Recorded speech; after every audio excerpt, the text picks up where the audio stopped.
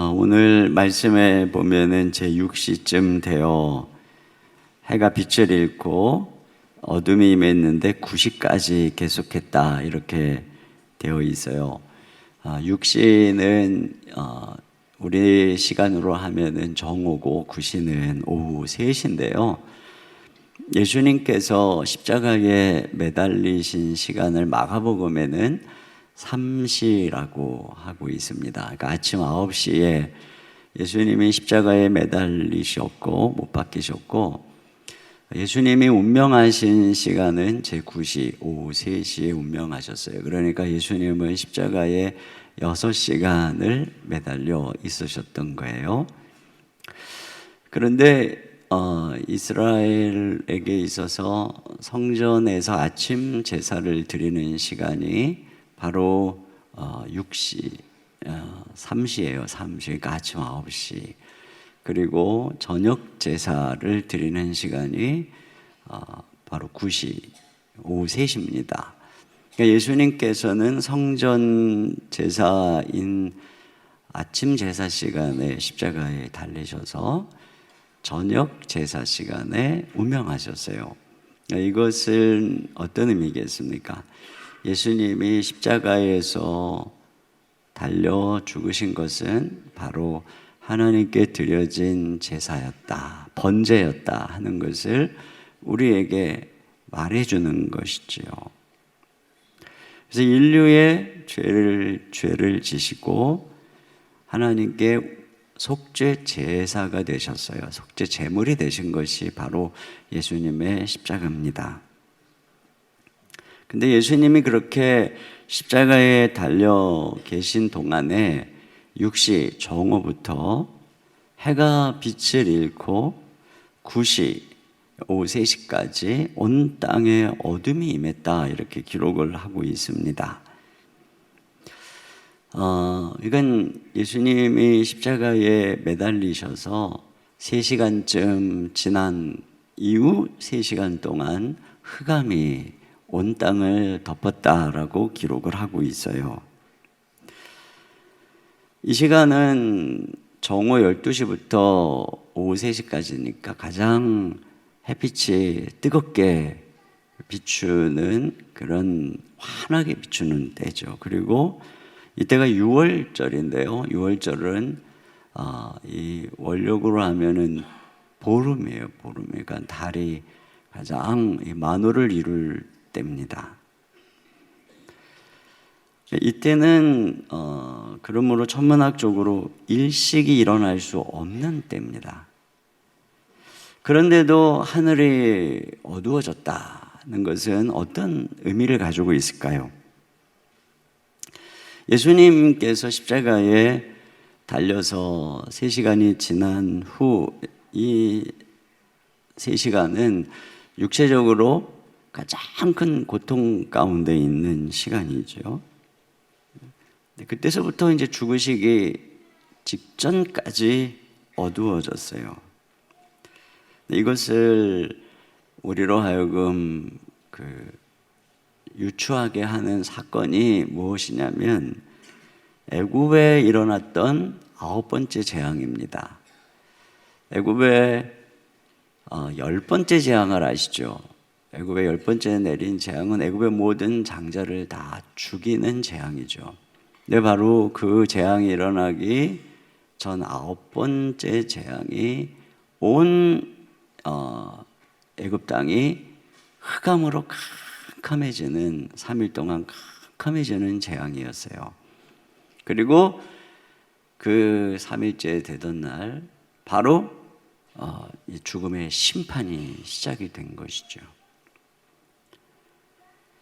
자, 그래서 그때 그 흑암은 어떤 것이겠어요? 이제 하나님이 너희 그 불순종하는 애굽을 향해서 진노하셨다.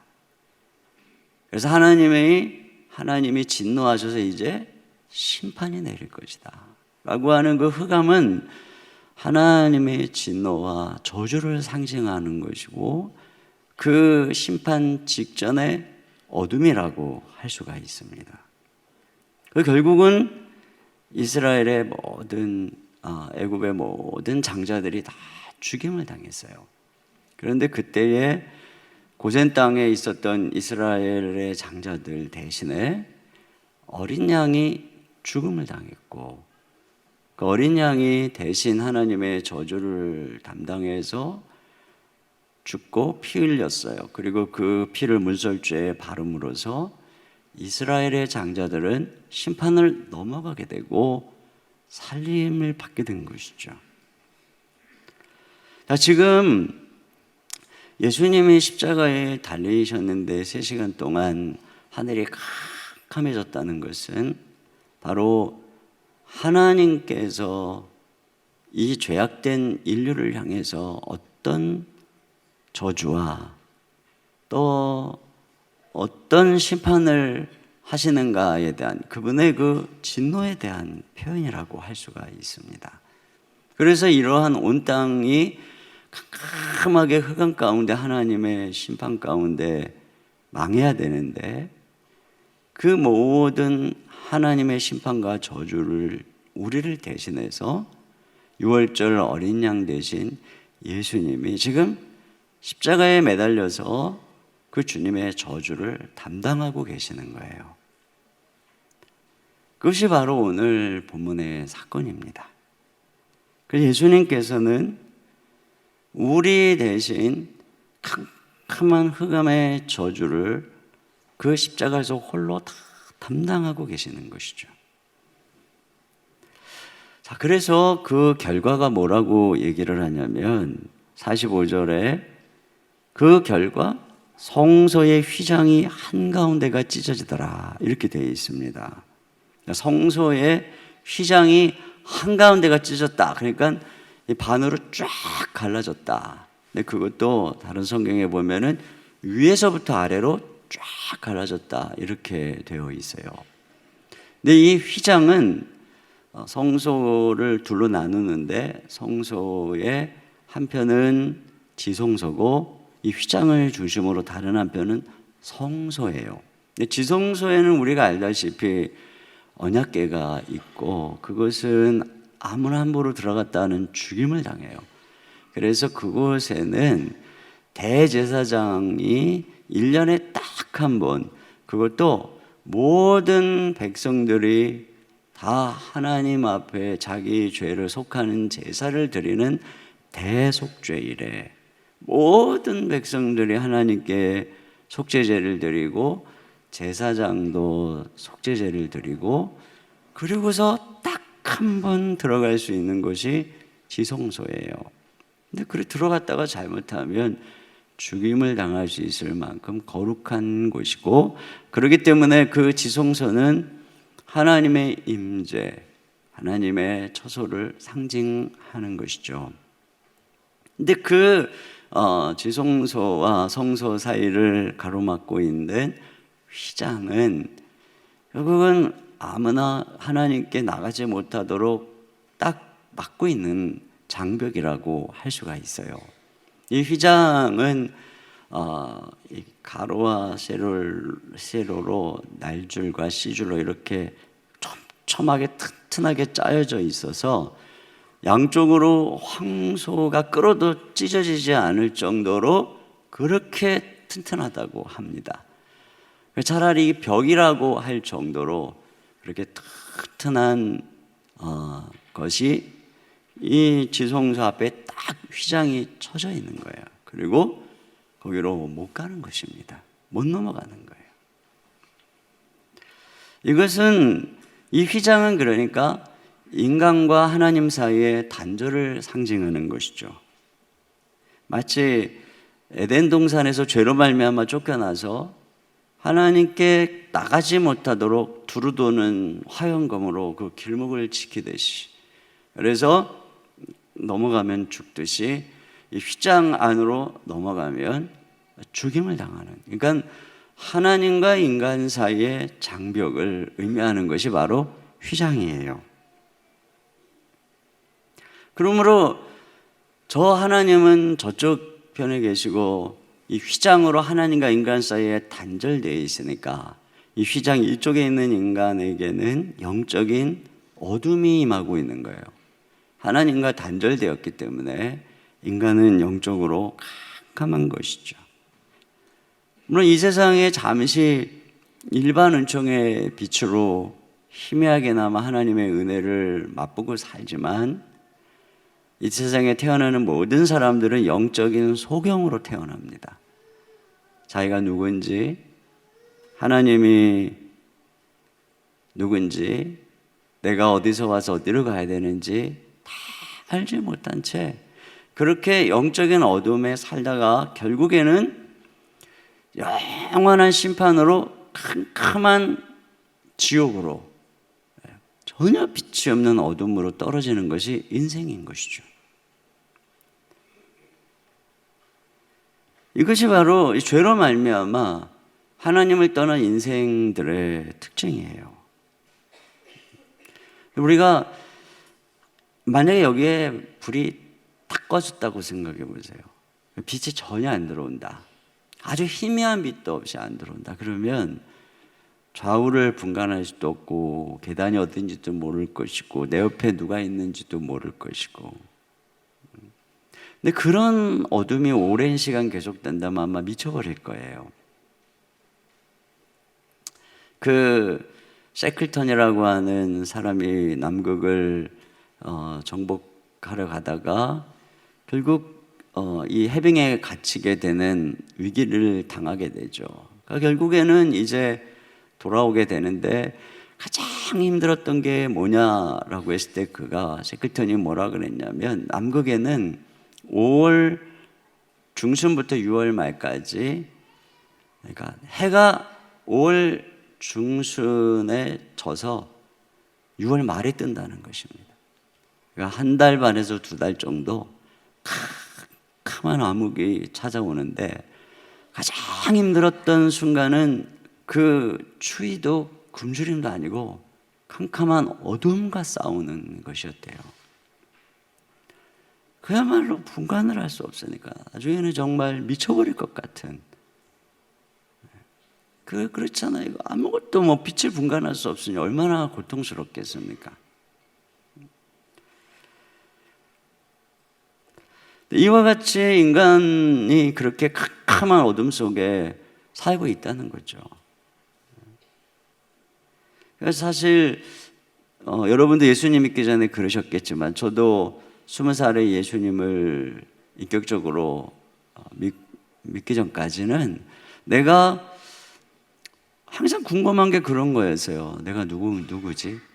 나는 왜 태어났지? 죽으면 어떻게 되는 거지? 인생은 왜 이런 거지? 인생은 왜 이렇게 허무할까? 정말 아무것도 모르는 거죠.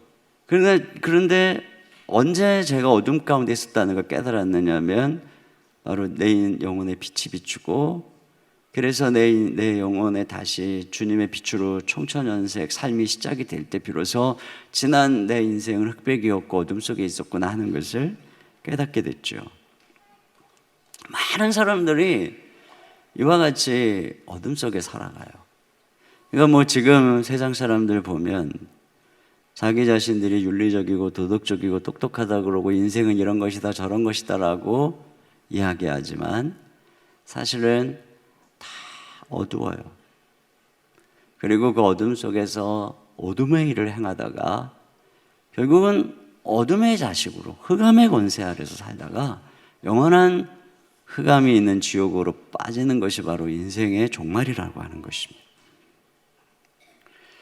근데 우리 예수님께서 바로 이러한 흑암을, 그 죄로 말미암은 하나님과의 단절과 저주와 심판을 십자가에서 온전히 담당하신 거예요. 그래서 그 예수님께서 십자가에서 운명하실 때 어떤 일이 일어난 거냐면 휘장이 위에서부터 아래로 쫙 갈라진 거죠. 이것이 무슨 뜻이겠어요? 예수님의 십자가의 사역으로 드디어 하나님께 나아가는 장벽이 무너졌다 하는 것이에요. 그래서 인간에게 하나님의 빛이 비추지 못하게 하는, 은혜와 구원의 빛이 비추지 못하게 하는, 생명의 빛이 비추지 못하게 했던 모든 하나님과 인간 사이의 일에 그 죄로 말미암아 막혔던 장벽을 예수님의 십자가로 말미암아 그냥 치워버리셨다는 것이죠. 그래서 예수 그리스도를 믿는 사람들은 그리스도 안에서 어둠의 자녀에서 빛의 자녀가 되는 거예요. 드디어 영혼의 빛이 비춰지기 시작하는 거예요. 사랑의 흑암의 권세에서 사랑의 아들의 나라로 옮겨진 것이죠. 다시 에덴 동산에서 쫓겨냈던 우리가 하나님께 나아가서 내가 누군지를 알게 되는 거죠. 나의 영혼의 아버지를 알게 되는 것이고, 내 인생의 목자이신 주님을 알게 되는 것이고, 내 인생의 목적을 알게 되는 거예요. 이것이 바로 예수님께서 십자가에서 우리를 위해서 행하신 일입니다. 자, 그런데 오늘 우리가 보는 이 누가복음에는 다른 복음서하고 비교해 볼 때 누가복음만의 독특한 장면이 나오는데요. 첫째로는 오늘 다른 성경에는 예수님이 마지막 운명하실 때 크게 소리를 지르시고 운명하셨다고 하는데, 오늘 누가복음에는 그 크게 소리 지르시는 내용이 무엇인지를 밝히고 있어요. 그것이 바로 46절 중반절에 이게 나오거든요. 이게 뭐냐면 46절 이렇게 나와 있어요. 예수께서 큰 소리로 불러 이르시되 아버지여 내 영혼을 아버지 손에 부탁하나이다. 아버지여 내 영혼을 아버지 손에 부탁하나이다. 자, 이것이 이제 누가복음이 밝히고 있는 내용이고요. 또 하나는 다른 복음서에서는 큰 소리를 지르시고 숨지시고 나서 휘장이 찢어졌다 이렇게 기록을 하고 있는데, 오늘은 순서가 바뀌어 있어요. 휘장이 한가운데가 찢어졌고, 그리고 이제 그 다음 절에 예수님이 큰 소리로 아버지여 내 영혼을 아버지 손에 부탁하나이다 이렇게 말씀을 하시고 숨지셨다라고 기록을 하고 있어요. 자, 오늘 이 순서와 그리고 주님이 마지막에 하신 말씀은 아주 중요한 메시지를 우리에게 전해주고 있어요. 물론 이 휘장이 갈라지는 것과 예수님이 큰 소리로 기도하시고 숨지시는 것은 동시에 일어난 일입니다. 휘장이 갈라지는 것은 예수님이 죽으셔야 완성되는 일이에요.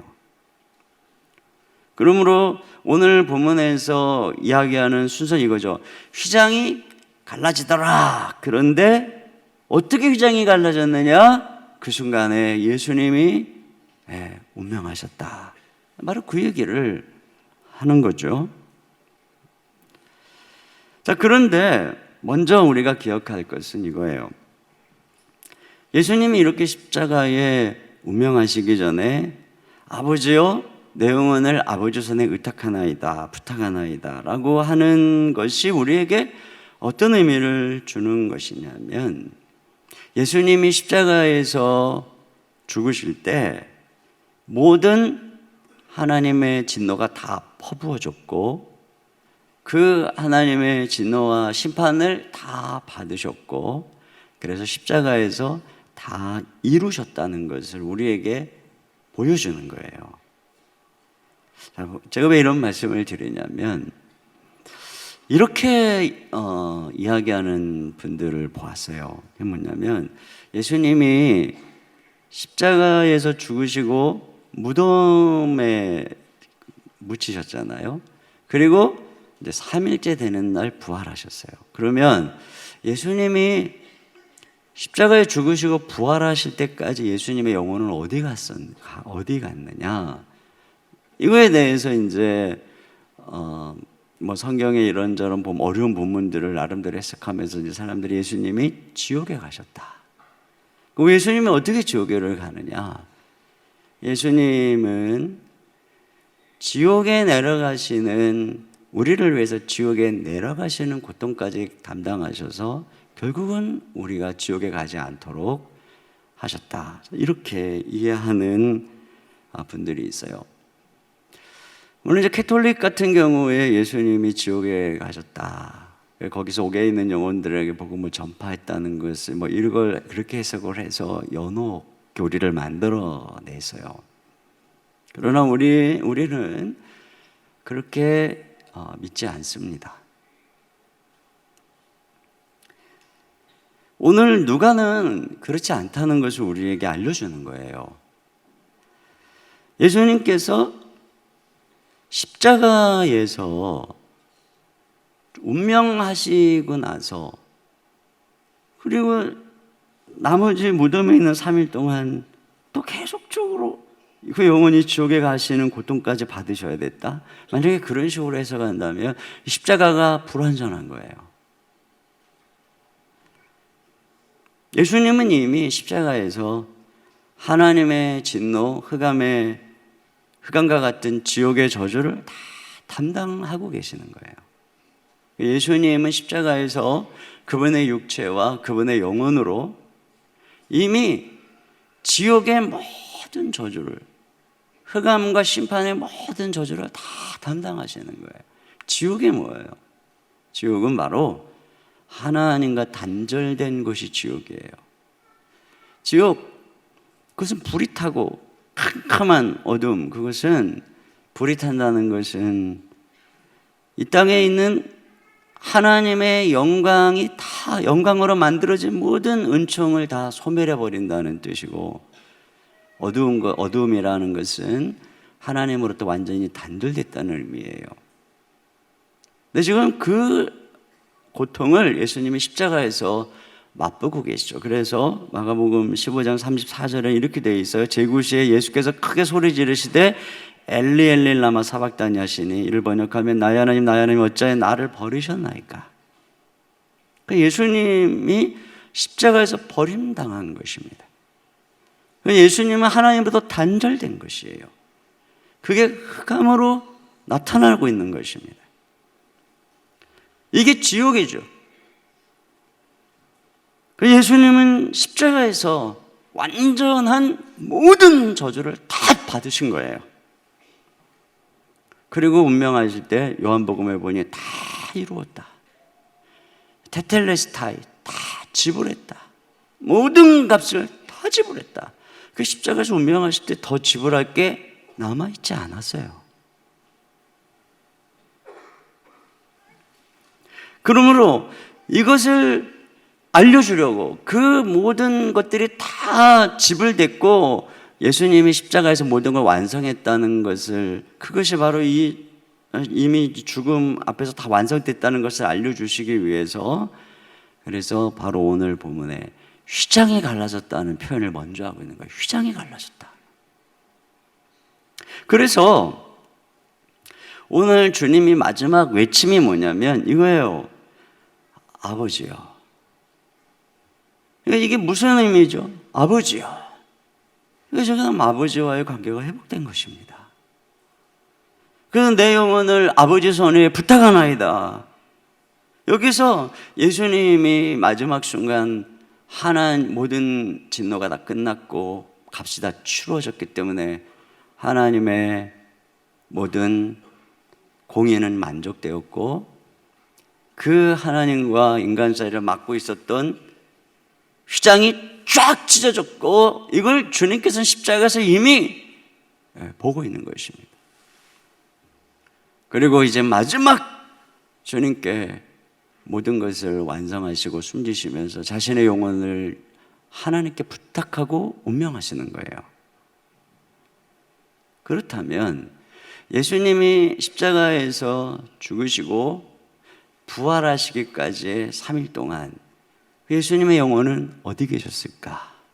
어디 계셨겠어요? 아버지께 간 것입니다.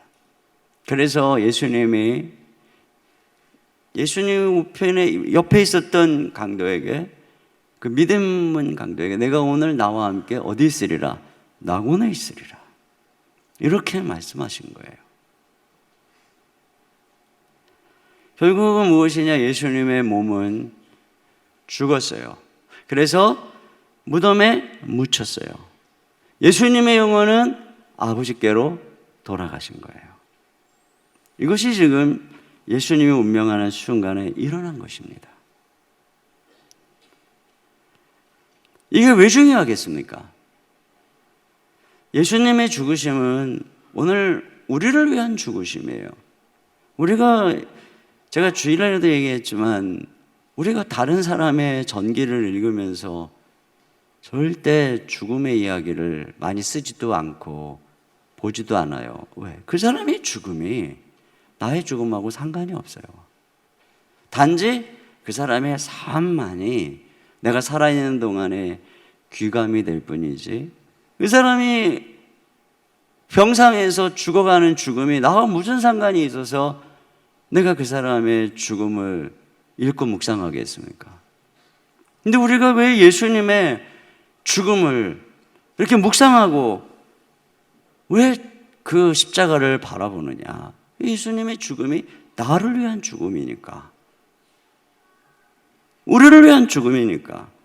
그러므로 우리를 위해서 십자가에서 죽으신 예수님에게 일어난 일들은 나에게 일어나는 일인 거예요. 그런 면에서 나를 위해서 죽으신 예수님을 믿을 때 그 나에게 무슨 일이 일어나는 것이냐? 첫째로는 우리가 예수님을 믿을 때, 이 땅에서 우리가 예수님을 믿을 때 우리의 몸은 죽어요. 그러나 우리의 영혼은 사는 거예요.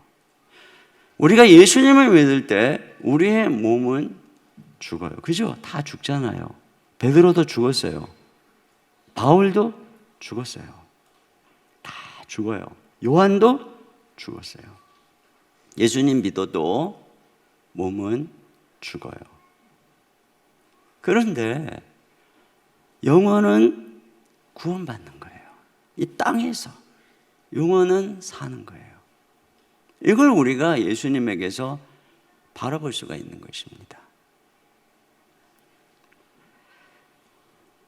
그래서 우리가 예수님을 믿는 믿음을 성경은 뭐라고 하냐면은 영혼을 구원하는 믿음이라고 하는 거예요.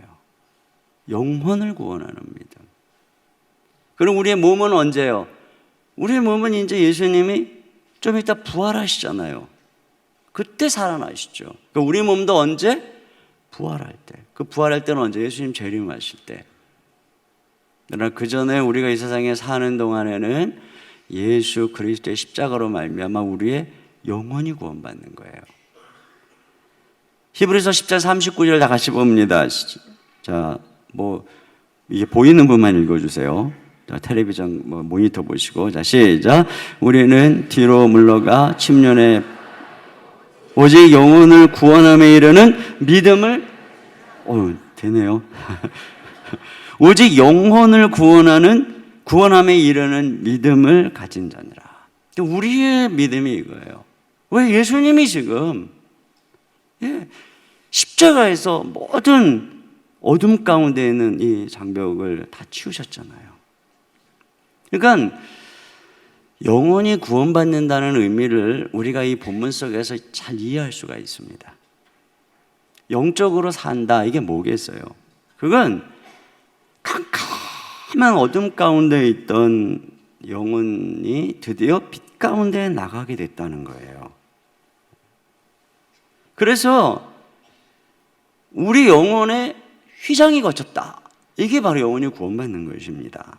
어떻게 우리 영혼이 하나님 앞에 나가는 가렸던 그 어둠 속에 가두었던 휘장이 어떻게 거치느냐? 히브리서 10장 19절 20절 같이 봅니다. 시작. 그러므로 형제들아 우리가 예수의 피를 힘입어 성소에 들어갈 담력을 얻었나니 그 길은 우리를 위하여 휘장 가운데로 열어놓으신 새로운 살 길이요 휘장은 곧 그의 육체니라.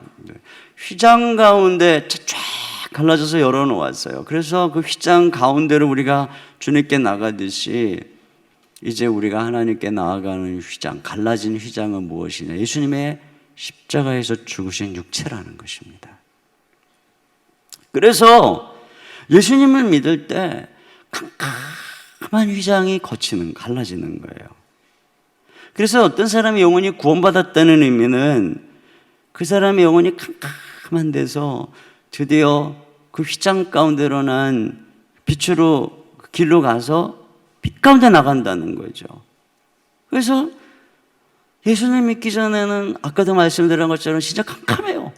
하나님이 누군지 예수님이 누군지 성경을 봐도 아무 이해도 안 되고 교회를 나와도 말씀을 들은 기억이 없는 거예요. 왜 그렇죠?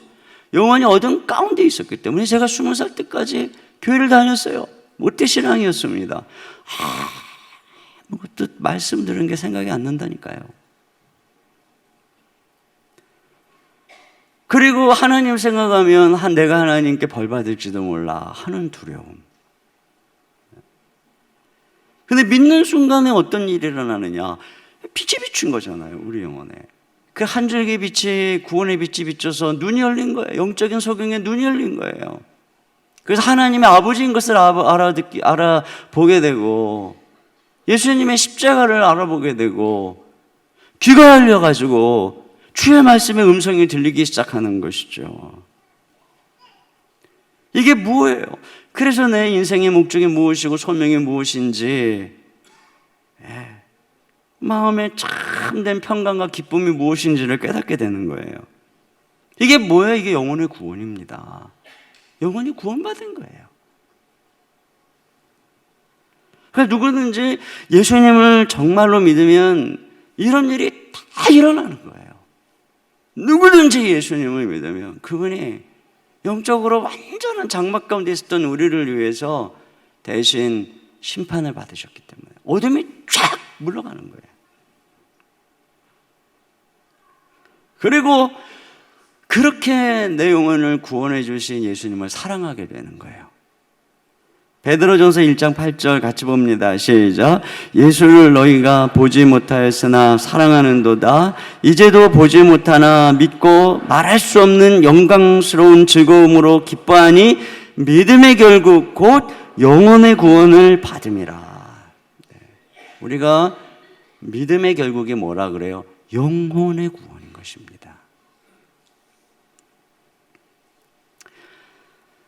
그러나 우리의 육체는 죽는다 그랬죠. 물론 우리가요 영원히 구원받고 하나님 앞에 사명의 길을 걸어갈 때 하나님 우리 아버지가 되셔서 우리 육체도 돌봐주세요. 그래서 내 영혼이 잘된 같이 내가 범사에 잘되고 강건하기를 내가 간구하노라. 사도 요한이 빌레몬을 위해 축복했던 것처럼 우리의 영혼이 하나님 앞에 잘돼서 하나님과 교통하고 빛 가운데 걸어가며 하나님의 아버지가 되셔서 육체도 돌봐주시고 또 하는 범사도 돌봐주신다는 거죠. 그러나 그럼에도 불구하고 다 죽어요. 그 돌봐주시는 것은 뭐겠어요?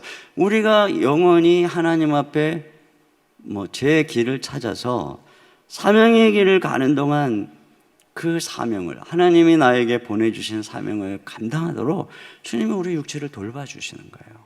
우리의 모든 범사를 돌봐주시는 거예요.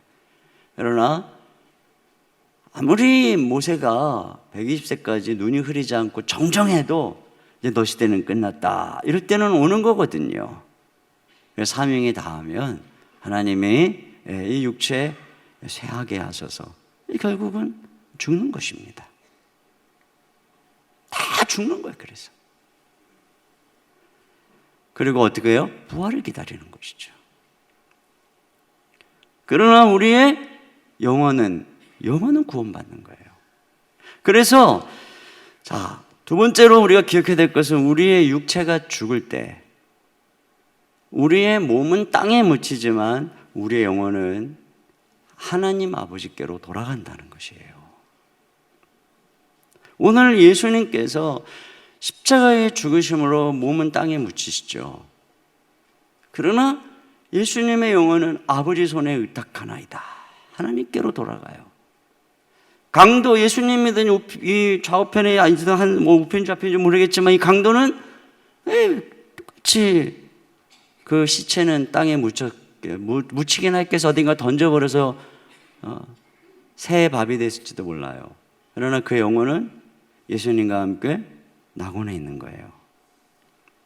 이것처럼 우리가 예수님을 믿으면 우리 몸은 이 땅에 묻힙니다. 그리고 우리의 영혼은 어디로 가요? 하나님께로 가는 것입니다. 우리가 죽음을 앞에 두고 예수님을 믿는 사람들이 걱정하지 않아도 되는 이유가 여기에 있어요. 바로 오늘 예수님이 하나님의 모든 진노를 다 담당하셨기 때문에 모든 걸 다 이루셨기 때문에 그래서 예수님이 우리가 돼서 죄가 되셔서 우리 대신 십자가에 죽으신 그분이 결국에는 십자가에서 모든 것을 완성하시고 그 영혼이 하나님께로 갔다면 당연히 주님은 예수님을 믿는 우리를 그분의 피로 구원하시는 일에, 우리 영혼을 구원하시는 일에 실패할 수가 없는 것입니다. 이게 바로 예수 그리스도를 믿는 사람들의 축복인 것이죠. 그래서 우리도 천국에 가는 거예요. 요한계시록 6장 9절에 보십시오. 같이 읽습니다. 시작. 다섯째 인을 떼실 때 내가 보니 하나님의 말씀과 저희의 가진 증거를 인하여 죽임당한 영혼들이 제단 아래에 있어. 죽임당한 영혼들이 어디에 있어요? 순교했어요, 이 땅에서. 근데 그들의 영혼이 어디에 있느냐? 제단 아래, 하나님의 제단 아래에 있다는 것입니다. 그러므로 세 번째, 우리도 예수님처럼 숨질 때 영혼을 아버지께 의탁하며 세상을 떠나야 한다는 것입니다. 이렇게 큰 소리로 예수님이 아버지여 내 영혼을 아버지 손에 부탁하나이다 라고 하시고 숨을 거두시잖아요. 이 숨을 거두신다는 이 단어가, 이 표현이 마태복음이나 마가복음에는 그것을 번역하면 영혼을 내어주셨다, 영혼을 양도하셨다. 죽음이 뭐죠?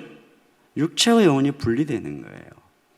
예수님께서 하나님을 신뢰하고 이제 마지막 당신의 생명을 내어놓는 것입니다.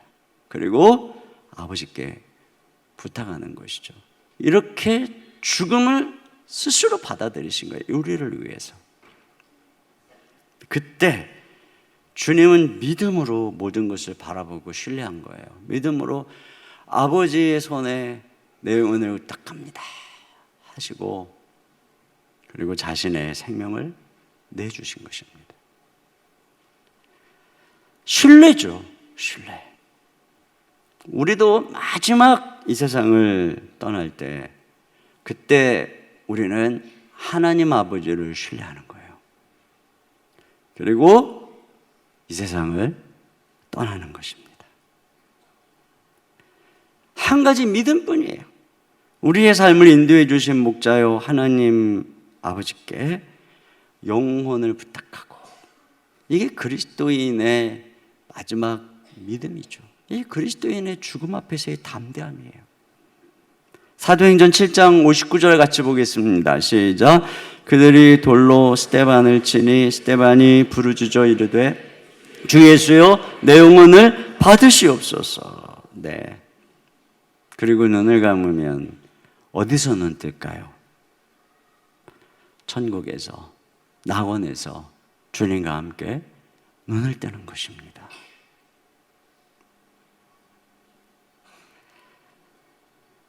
이와 같이 이 예수님의 이 마지막 이 죽음을 통해서 주님이 우리가 이 어둠 가운데 영원한 지옥으로, 그래서 죽는 순간에 우리의 영혼을 저 무적행으로 지옥으로 끌고 가는 어둠의 사자들 때문에 눈이 막 뒤집혀가지고 깜짝 놀란 채 죽지 않으려고 발부둥치는 사람들하고는 다르게, 예수 그리스도를 믿는 사람들은 이미 이 땅에서 살아있는 동안 영혼의 구원을 받고 하나님 아버지와 자녀로서 그분의 음성을 듣고 그분의 사랑 가운데 교제하며 교통하며 살다가 마지막 숨을 거두는 순간에 아버지여 내 영혼을 아버지 손에 의탁합니다, 주 예수님 내 영혼을 의탁합니다 하고 눈을 감아.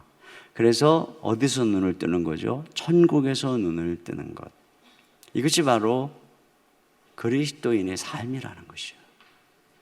이런 삶을, 이런 길을 허락해 주신 분이 예수님이고 예수님의 십자가인 것입니다. 결국 마지막으로 예수님은 부활하셨어요. 3일째 되던 날 하나님이 예수님의 육체를 부활시키셨고, 그래서 예수님은 이제 그 영혼과 육체가 온전한 그러한 분으로 다시 살아나신 것입니다. 그래서 성경이 생명이라고 할 때는 단순히 우리의 영혼이 구원받아서 저 낙원에서 영원히 사는 것을 의미하는 게 아니고, 성경은 생명 그러면 육체와 영혼이 결합해서 부활의 몸으로 하나님과 영혼이 사는 것을 생명이라고 하는 것이고, 육체와 영혼이 분리되어 있는 것은 죽음이라고 하는 것입니다. 예수님께서 부활하셨을 때 예수님은 그와 같이 사망을 이기신 것이죠. 그러면 이제 이 땅에서 예수님처럼 우리의 몸은 죽고 우리의 영혼은 구원받아서 하나님의 은혜 속에서 하나님의 생명을 여기서 누리다가 우리의 몸은 죽고 우리의 영혼은 하나님께로 가죠. 우리의 몸은 이제 무덤에서 썩어요. 그러면서 무엇을 기다립니까? 바로 예수 그리스도처럼 부활할 날을 기다리는 것입니다. 그게 언제? 그날이 오죠. 예수님이 재림하시는 때. 그때 우리의 몸이 부활하고 우리는 새하늘과 새 땅과 더불어서 새로운 몸을 입은 그런 존재로 다시 살아나는 것입니다. 그러니까 참 이런 우리가 죽음 앞에서 두 가지 두려움이 있잖아요. 하나는 죽음 어디로 가지? 하는 두려움. 근데 죽음 어디로 간다고요? 하나님께로. 그럼에도 불구하고 또 죽음 앞에서의 두려움은 뭐냐면 사랑하는 이들과의 헤어짐이죠. 근데 결국은 그 영원히 구원받은 존재들은 부활의 날에 다 부활하는 것입니다. 그리고 우리가 바라보는 이 아름다운 땅은 이젠 더 이상 죽음도 눈물도 없는 곳으로 다 새하늘과 새 땅으로 변화되는 것이죠. 그렇기 때문에 그리스도인의 죽음은 끝이 아니에요. 영원한 이별이 아니에요. 자는 것이죠. 기다리는 것입니다. 그것이 바로 예수 그리스도의 죽음과 부활과 승천과 재림이 우리에게 주는 메시지예요. 예수님의 성육신, 이 땅에 오심과 죽으심과 부활하심과 승천과 재림은 다 우리하고 연결된 것입니다. 그래서 우리가 부활하는 그날까지 이 땅에 사는 동안 정말 중요한 것은 영혼의 구원, 속사람입니다. 이를 위해서 하나님 보좌 우편에 승천하신 주님은 성령을 보내주시고, 그래서 그 성령으로 말미암아 우리를 거듭나게 하시고 중생케 하시고 많은 영혼들을 추수하시고, 그래서 그들로 자녀로 인쳐주시고 우리의 영혼이 흠도 티도 없이 그날까지 보존되도록 지켜주시는 분이 성령님이죠. 그 성령님의 은혜 가운데서 부활의 날을 소망하며 믿음의 길을 걸어가는 것이 바로 우리의 신앙이에요. 그래서 오늘 우리가 이 시간 성찬식을 진행하면서 우리에게 이러한 영혼의 구원을 허락해 주신 주님의 십자가를 같이 묵상했으면 좋겠는데요. 그래서 이 시간 같이 부르고 싶은 찬양은 만세반석 열리니 내가 들어갑니다. 우리 이 찬양을 함께 부르면서 우리 성찬식을 준비하도록 하겠습니다.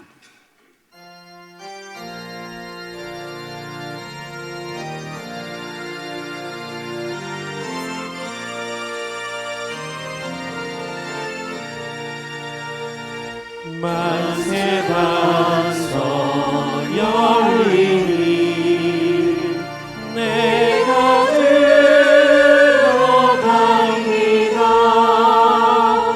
장의 허를 상하여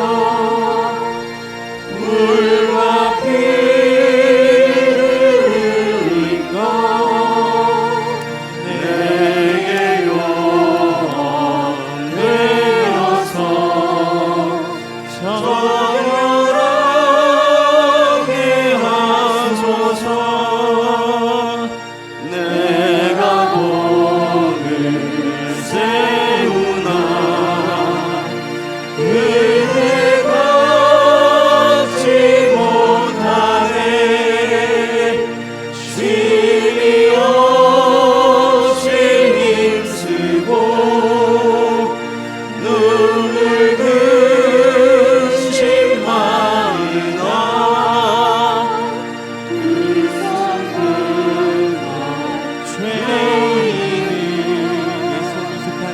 예수 홀로 속하네 빈손들과 앞에가 빈손들고